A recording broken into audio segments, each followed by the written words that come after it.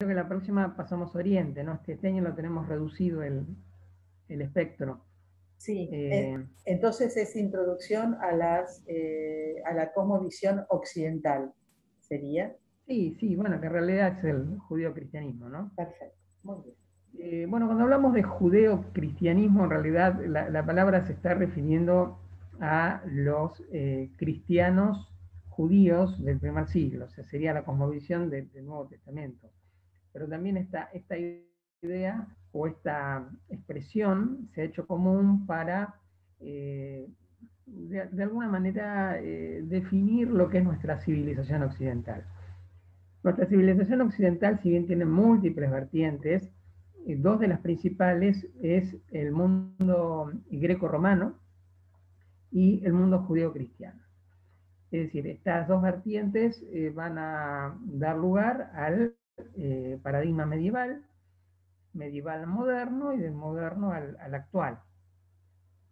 Eh, entonces, yo lo que quiero es hacerles un panorama sucinto del origen de las civilizaciones en el cercano Oriente Próximo. Como no voy a ocuparme de Grecia y Roma, simplemente me voy a ocupar un poco de la cosmovisión del cercano Oriente Próximo, el aparecimiento de Israel y cómo el judaísmo luego desemboca en el cristianismo y el cristianismo en nuestra civilización. Es para que ustedes tengan una idea, porque en realidad no es que vamos a ser especialistas en esto, sino, bueno, tener una introducción general a la historia de las religiones, y bueno, y esto me parece un buen comienzo. Eh, bueno, recordando lo que vimos las dos charlas anteriores, nosotros nos habíamos centrado en la descripción del fenómeno religioso, ¿verdad? Entonces, lo que hicimos fue eso, fue una descripción, fue un acercamiento Correcto. fenomenológico a los principales lenguajes humanos que, bueno, aparecen ante la percepción de un misterio, la percepción de un más allá, la percepción de algo que nos trasciende como humanos. Y, a ver, creamos en Dios o no, siempre hay cuestiones que nos trascienden. Por ejemplo, la vida misma, ¿no? La vida estaba antes que naciéramos y estará después que nos vayamos, o el universo. Este, es decir, la biodiversidad es trascendente al hombre, ¿no?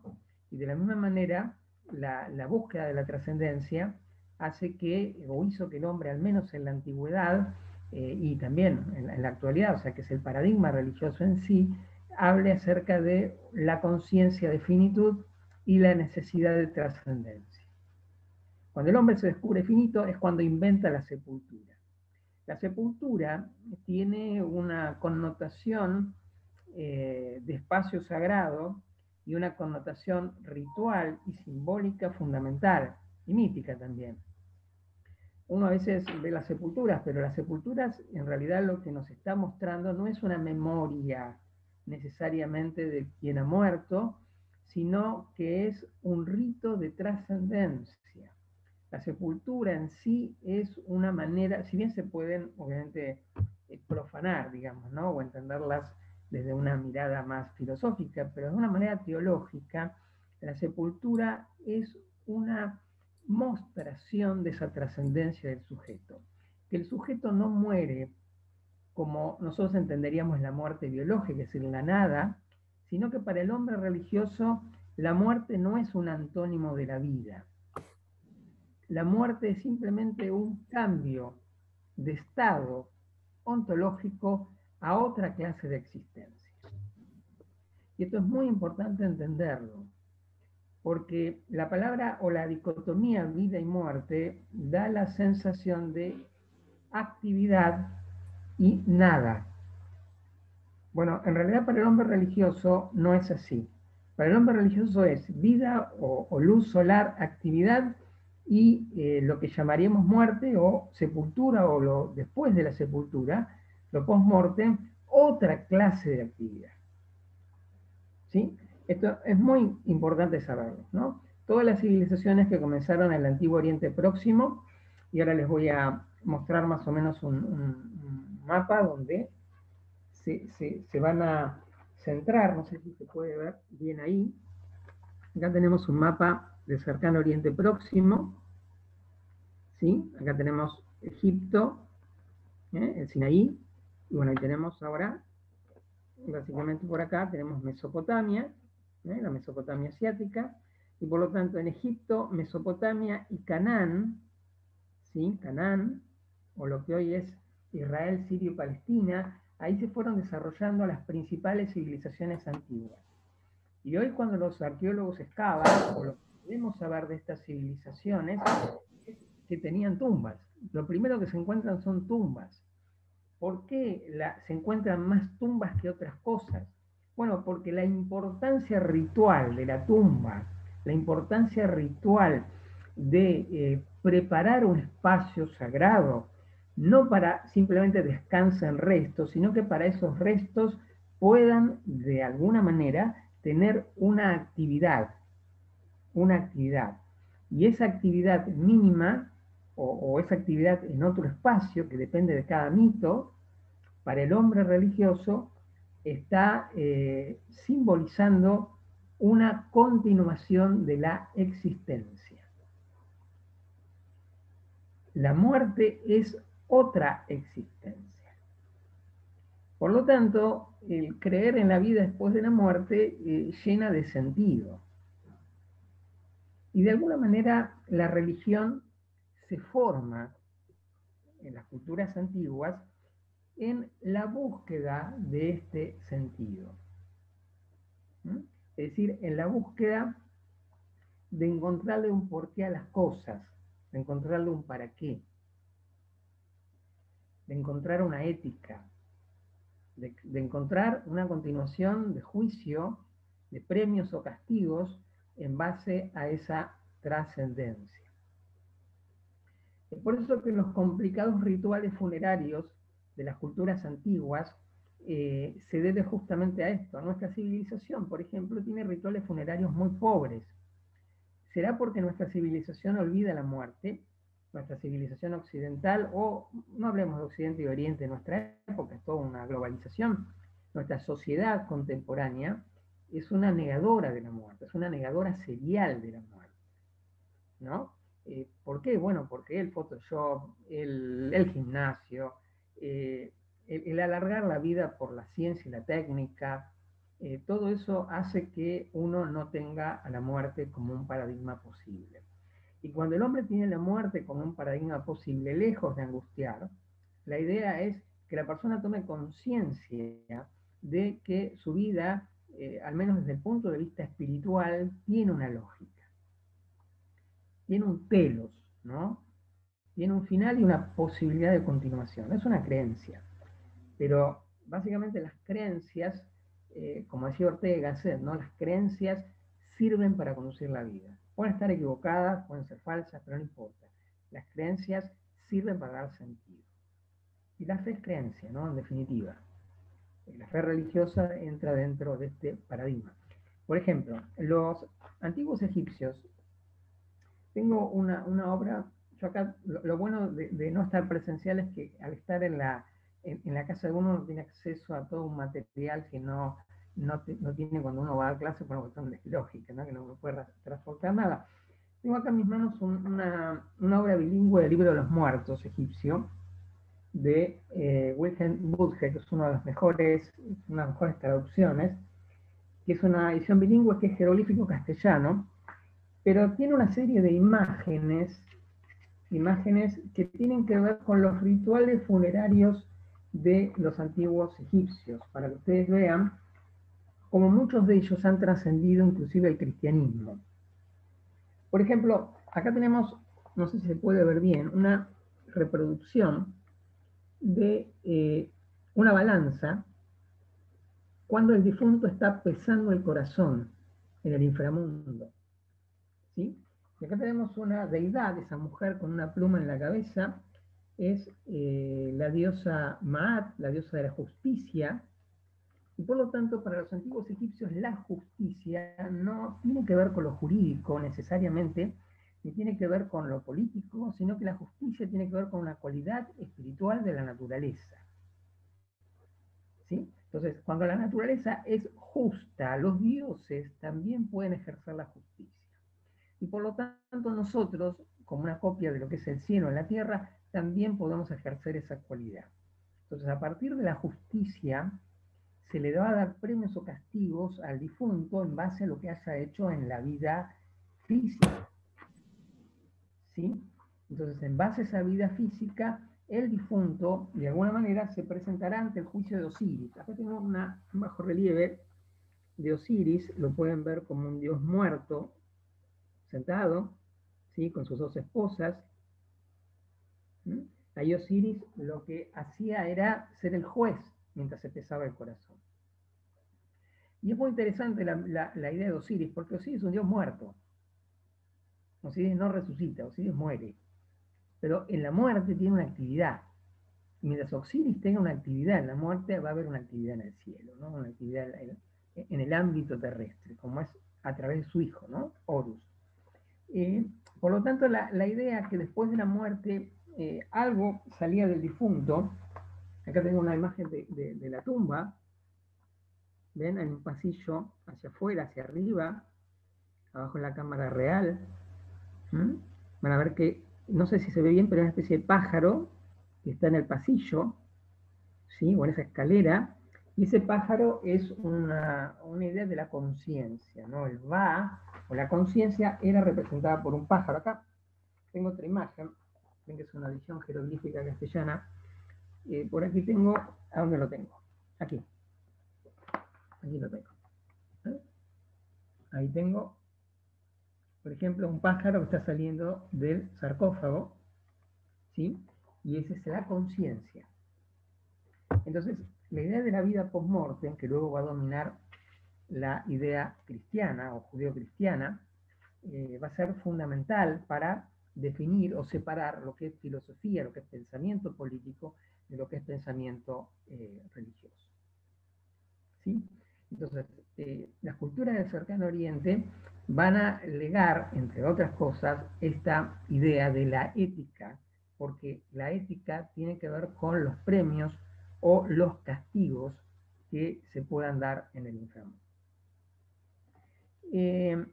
Entonces, las civilizaciones de Mesopotamia, entre el Tigris y el Éufrates, y el Antiguo Egipto, fueron quizás las primeras históricas que se conocen. Históricas porque allí comenzó la escritura. ¿Sí? El comienzo de la escritura no quiere decir que las culturas prehistóricas no tuvieran cultura, no, simplemente la escritura es un hecho cultural más. ¿Sí?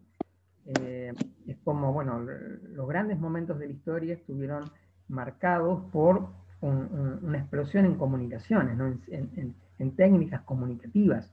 La escritura es una técnica comunicativa nueva, fue nueva en el 3500 a.C., la imprenta en el Renacimiento, bueno, la red de Internet en el siglo XXI. Entonces acá tenemos revoluciones comunicativas que van cambiando la mentalidad de las personas. Por lo tanto, también las religiones pudieron de algún modo desarrollar, no que pudieron desarrollar, simplemente pudieron escribir o pudieron grabar para la posteridad sus ideas de estas cosas, ¿no? Sus ideas espirituales. No es que las culturas prehistóricas o ágrafas no hayan tenido ideas o altos vuelos metafísicos, lo han tenido seguramente, simplemente la limitación es nuestra que no conocemos por una distancia temporal lo que pensaban demasiado, sí a través de las tumbas, por ejemplo. ¿Sí? Entonces podemos empezar a conocer un poco mejor sus ideas religiosas a partir de la escritura. Una cultura que se va a desarrollar en Canaán, recuerden que Canaán, recuerden la imagen, no sé si la tengo acá, aquí tenemos lo que es el Canaán, no sé si lo pueden ver bien ahí, ¿sí? Es una imagen de lo que decía actualmente Israel, Palestina, Siria. Ahí va a haber en el siglo XIII una ocupación militar de un pueblo que se llamaba Israel. ¿De dónde venían los israelitas? No tenemos idea, probablemente vinieran de Egipto, por lo tanto las tradiciones del Éxodo pueden ser históricas, no hay prueba de eso, pero esta cultura trajo la idea de un dios principal. Si las culturas de Egipto, Mesopotamia y Canaán tenían ideas de muchos dioses, o por lo menos muchas advocaciones de los dioses, advocaciones quiere decir que hay muchas manifestaciones de una misma deidad, ¿no? No sé, nosotros acá en Argentina tenemos la Virgen es una sola, pero tenemos la Virgen de Luján, la Virgen de Salta, la Virgen de San Nicolás, bueno, tenemos muchas vírgenes, ¿no? Esas son advocaciones. O hipóstasis también, como se les dice. Bueno, las culturas cananeas, por ejemplo, tenían muchas hipóstasis de Baal, ¿no? Una deidad. Baal, con B larga, ¿no? Que en realidad quería decir el Señor. Pero eran culturas que tenían varios dioses y por lo tanto se las conoce como politeístas. El advenimiento de la religión de Israel traen la idea de un solo Dios que es principal a todos los demás dioses. No es que los israelitas en el origen de la Biblia cuestionaran la existencia de otros dioses, sino que los israelitas creían que había un Dios que era más poderoso y más importante que otros. Este Dios se lo conoció con el nombre de Yahvé, Yahvé, o Yao, también una divinidad del fuego. Probablemente haya existido en el Sinaí una cultura llamada madianita que adoraran una deidad del fuego. Esta es una hipótesis. Pero la imposición de este dios sobre los dioses cananeos y la destrucción de la cultura cananea a través de una ocupación militar hizo que esta batalla de dioses ahora impusieran un solo dios. Y esto es muy importante entenderlo. Las culturas occidentales son, a grosso modo, monoteístas. Si hablamos del judaísmo, cristianismo, bueno, cristianismo podemos discutir, pero el Islam, por ejemplo, ¿no? Entonces, al ser, Islam no es que está en Occidente, simplemente, a ver, el Islam nace en el Cercano Oriente, en la Edad Media, pero la gran influencia que tiene en Occidente es conocida por todos. Y también en Oriente, como es en India, en Birmania, en Ceilán. Bueno, el hecho de que las ideas judeo-cristianas o la civilización llamada occidental tenga una preeminencia del monoteísmo se debe en sus orígenes probablemente a esta irrupción militar en el siglo XIII a.C., donde se impuso a través de una guerra la supremacía de un solo Dios. La idea de tener un solo Dios les sirvió políticamente a los israelitas para, de alguna manera, nuclear poder. El rey que gobernara con un solo Dios tendría más poder que un rey que gobernara con muchos dioses, ¿no? Porque cuando hay muchos dioses, siempre hay un poder sacerdotal, como pasaba en Egipto, ¿no? El faraón no tenía todo el poder porque lo tenían los sacerdotes, o en Mesopotamia. Entonces, la idea de nuclear un solo Dios también es una manera de construir poder político, social y religioso. Entonces, tenemos que Israel luego se coloca como una nación monoteísta. Pero la característica principal de Israel no solo fue el monoteísmo, sino que fue una religión, digámoslo así, que se manifestaba, decía que Dios se manifestaba en la historia nacional.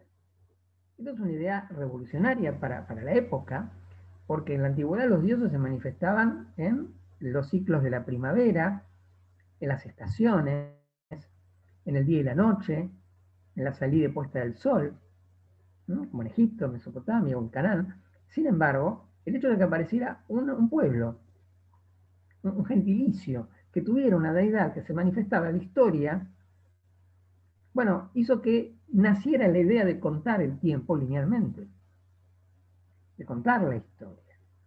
Por eso nosotros los occidentales siempre vemos la historia para adelante, ¿no? Esta es un logro, digamos, si lo podemos llamar así, del monoteísmo. Si es un logro no lo podemos discutir, pero me refiero que es una característica del judío-cristianismo. ¿Sí? Bueno, luego la religión de Israel, especialmente después del exilio, Ustedes saben que en el 586 Jerusalén, siempre antes de Cristo, ¿no? Jerusalén y el templo de Salomón fueron destruidos por los babilonios y hubo un exilio de los sobrevivientes en Babilonia, y cuando regresaron en la época de los persas, bueno, se encontraron con su templo destruido, su teología en crisis, y de esa manera escribieron un libro. Escribieron lo que nosotros conocemos como la Biblia, ¿no? Por lo tanto, la religión de Israel puede dar lugar a un solo Dios, puede dar lugar a una idea de tener un libro, ¿sí? Y una idea de la historia. Entonces, acá tenemos las tres líneas centrales de lo que fue la civilización occidental en sentido religioso, ¿no? Es cierto que los Vedas fueron textos escritos a partir del siglo X, o sea, 5 siglos antes en India, pero los Vedas no se pueden comparar con la Biblia porque tienen diferencias fundamentales que no es el momento ahora de señalarlas, pero son diferentes. Entonces, algo que va a dominar a la civilización occidental va a ser la idea de un solo Dios, la idea de que se necesita un libro como la Biblia, que sea fuente de doctrina, que sea fuente escatológica, que sea fuente en la cual narre los símbolos, los mitos y los ritos de las culturas antiguas. Es decir, la civilización occidental se va a basar en un texto, al menos la Biblia hebrea, y en esa idea de la historia. A ver, no es que los judíos en ese momento fueron muy originales. Evidentemente los persas también tenían la idea de un solo Dios, porque en el siglo X, mucho antes, había habido un reformador llamado Zaratustra que impuso un monoteísmo al estilo hebreo, ¿no? Eh, entonces uno dice, bueno, puede ser que los hebreos lo hayan copiado de Zaratustra, y puede ser, pero no lo sabemos. Puede ser que los hebreos lo hayan copiado de un antiguo faraón llamado Akenatón, dinastía 18, puede ser, pero la verdad no lo sabemos con certeza. Los persas también tenían una idea lineal de la historia, ¿no? ¿Los judíos lo pudieron haber tomado de ahí? Sí, porque fueron dominados por los persas entre el siglo V y el siglo III a.C. Y bueno, los persas también tuvieron un libro, ¿no? Que fue el Zenavesta. Así que bueno, también puede haber venido de ahí. Pero bueno, más allá de estas peculiaridades, la idea es que después, más o menos para el siglo I, un poquito antes, aparece un reformador en lo que era una provincia romana llamada Judea, que fue Jesús de Nazaret. Jesús de Nazaret fue un judío, Jesús histórico al menos, que intentó reformar su judaísmo y volver a los orígenes. Todo reformador siempre quiere volver al origen.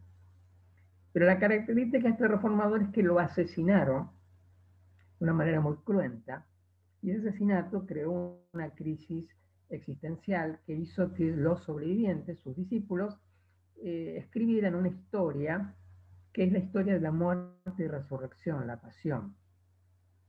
Para el creyente ocurrió, para el que no cree, cree que fue una invención cristiana. Como sea, no importa, la importancia fundamental del cristianismo es indiscutible en Occidente. Y a partir de ahí se van construyendo las historias de este reformador y se escriben los evangelios. Obviamente el evangelio no es historia ni es biografía, sino que es una buena noticia, ¿no? Se relaciona con algo así, la buena noticia de que Israel ahora iba a tener un nuevo rey y iba a recuperar la tierra perdida. Bueno, eso en ese momento no pasó. Los cristianos crearon un nuevo movimiento, un movimiento en el cual cambiaron la naturaleza del Dios Yahvé Padre, por ahora un Padre amoroso, porque el Dios Yahvé del Antiguo Testamento es un Dios muy complicado, es un Dios que requiere sacrificios, a veces humanos, es una deidad compleja, irascible, ¿sí? En cambio, el Dios cristiano es un Dios misericordioso, es un Dios amoroso, es una deidad que es amor, entonces cambia la naturaleza de ese Dios. Y después de los primeros siglos del cristianismo, se empieza a desarrollar la idea de que Jesús, Cristo, o el Mesías, para ellos, tuvo que haber sido en realidad Dios encarnado. Y ahí se crea esa idea, ¿no? Que después ya para el siglo X, en la Edad Media, el Espíritu Santo pasa a formar parte de Dios, como Dios mismo, y se desarrolla la idea de la Trinidad. Una idea que es inentendible desde el punto de vista filosófico, pero bueno, desarrollan esa idea que son tres personas en un solo Dios. Obviamente el cristianismo romano no es el cristianismo de Jesús, o el cristianismo de los primeros siglos. El cristianismo romano fue un sincretismo de la antigua religión mitraísta, la antigua religión persa, cultos célticos en la Europa bárbara, y ese sincretismo empezó con un emperador llamado Constantino, que intentó, bueno, mantener un poder decadente, un poder militar decadente, en una idea de una religión universal. Y el cristianismo estaba tan extendido en ese tiempo que él se convierte al cristianismo y Roma pasa a ser la ciudad principal del cristianismo. O sea, el imperio romano en su decadencia se convierte en imperio religioso. Y acá comienza el poder de la iglesia en la Edad Media. Los antiguos dioses célticos y los antiguos dioses romanos, egipcios y griegos ahora empiezan a tener un revestimiento y se los relaciona con mártires cristianos, y ahí nacen el culto a los santos. ¿Sí? Entonces toda la Edad Media estuvo atravesada por el culto a los santos, el cristianismo y también una gran influencia de los pueblos nórdicos. A ver, el primer Cristo fue, si lo ven en las representaciones de las catacumbas de los primeros siglos, era muy parecido a Apolo. Se lo representaba como un joven imberbe, o sea, sin barba, un joven afeminado, misericordioso, ¿sí? Y luego, a partir de que se va avanzando los años, especialmente siglo III de la era cristiana, a Jesús se lo empieza a representar, o a Cristo, como un Zeus con barba, musculoso, en trono, y ya a partir del siglo XII, XI, XII, ya se empiezan a representar las crucifixiones, ¿sí? Entonces a Jesús se lo empieza a identificar como un sufriente, sea muerto en la cruz o estando en estado muriente, y muy pocas representaciones de la resurrección.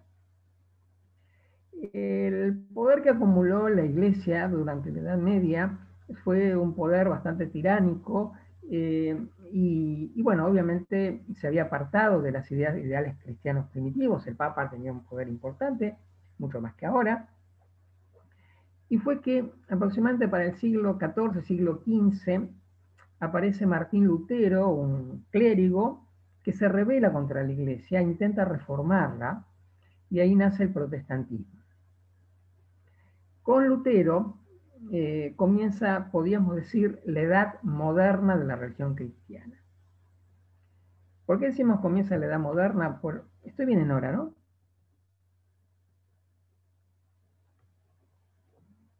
Tengo que terminar en Sí, media, ¿verdad? son las 7, vamos bien. Tenemos 15 minutos antes de las preguntas. Con Lutero, bueno, comienza la religión protestante, y Lutero podemos decir que fue un moderno, ¿no? Porque la modernidad lo que tiene como característica, a diferencia de la Edad Media, es que la Edad Media era una mentalidad teocéntrica, ¿no? O sea, Dios era el creador, era el centro del mundo, y el hombre era una entidad secundaria. En cambio, en la modernidad, estoy hablando siempre de Europa, el hombre ahora toma el control, nace el humanismo, y el hombre se vuelve el centro del mundo. De ahí la idea de Descartes, ¿no? Primero pienso, luego existo, ¿no? Primero yo tengo una idea, después existo. Bueno, Lutero, ¿qué dice? Bueno, ya no me salvo por las obras, me salvo por la fe.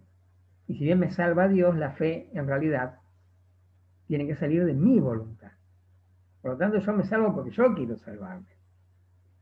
Entonces acá ponemos al hombre en el centro de la escena, y la religión protestante, durante todo lo que fue la modernidad, la secularización, ¿sí? La pérdida de poder eclesiástico y el aumento del poder político y social, las revoluciones como la Revolución Francesa y demás, fueron realmente importantes justamente por esta idea de que el hombre es el centro de todo. ¿Sí? Entonces la religión protestante me parece que fue una creación necesaria para la época de la modernidad, donde el ser humano ahora tomaba el control, le quitaba la llama a los dioses del conocimiento, y ahora él era el que iluminaba, ¿no? A través de la razón, a través de la filosofía, a través de la liberación de los reyes. De toda la modernidad estuvo marcada un poco como un proceso de secularización. Y esto es un poco lo que va a dominar lo que llamamos la historia de Occidente, un proceso de secularización. ¿A qué llamamos secularización? La secularización en realidad viene de secular o de seculum, que es siglo. En realidad, cuando las religiones entran en la historia, por una cuestión lógica, temporal, y las promesas que estaban narradas en los libros sagrados no se cumplen, al menos no se cumplen como lo esperaban sus fieles, es por eso que hay que crear la pulsión a un cumplimiento escatológico, a un cumplimiento final, más allá. Y ahí se crea la tensión histórica.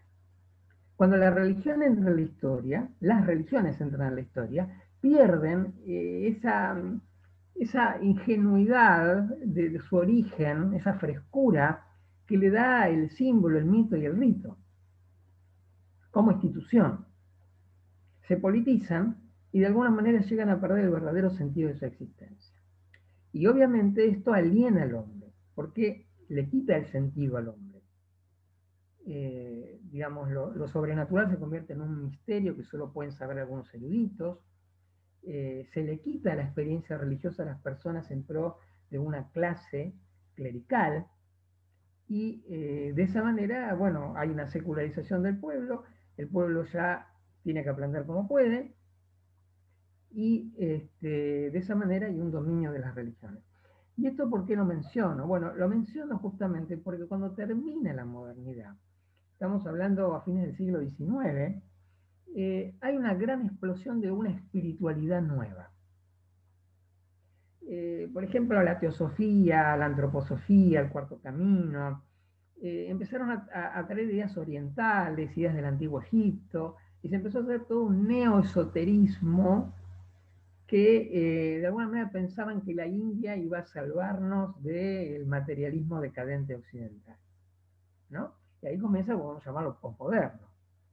Todo un siglo XX fue un siglo muy, muy raro, muy violento, y ahora tenemos un siglo donde los monoteísmos están muy, muy fuertes en la geopolítica, pero bueno, esos monoteísmos hasta ahora no creo que sirvan mucho para darle sentido a una población o una sociedad líquida como es la sociedad que vivimos. Pero sin duda el judeocristianismo tiene una gran influencia. Esto con relación al cristianismo. Con relación al judaísmo, a lo mejor siguió un camino paralelo pero diferente, que fue la idea de no aceptar a Jesús como el Mesías y simplemente seguir esperándolo. Como sea, igualmente ingresaron a la historia y tuvieron que secularizarse, ¿no? Caer en los siglos. En la Edad Media aparece un personaje en Arabia llamado Mahoma, y más o menos para el siglo V de la era cristiana, y Mahoma, de algún modo evocando el monoteísmo del judeo-cristianismo, crea otra religión, una religión monoteísta, dentro de una Arabia politeísta. Y este un solo Dios le sirve a Mahoma para nuclear al pueblo, organizarlo y crear un califato. Cosa que los árabes siempre estuvieron muy separados, ¿no? Son sociedades tribales que se peleaban entre sí, no tenían una nación. Gracias a la reforma de Mahoma, a la imposición del monoteísmo que se impuso militarmente, de la escritura del Corán, se pudo lograr un califato. ¿Sí? Entonces, acá tenemos las tres vertientes más importantes que hay desde la Edad Media hasta nuestros tiempos, que es, por un lado, el cristianismo católico protestante, por el otro lado es el judaísmo y por el otro lado es el islam, que, o casualidad, las tres religiones dicen ser monoteístas, es decir, tener un solo Dios, una sola verdad, un solo camino, una sola revelación. El problema es que son tres, ¿no? Por lo tanto, tenemos un polimonoteísmo. ¿eh?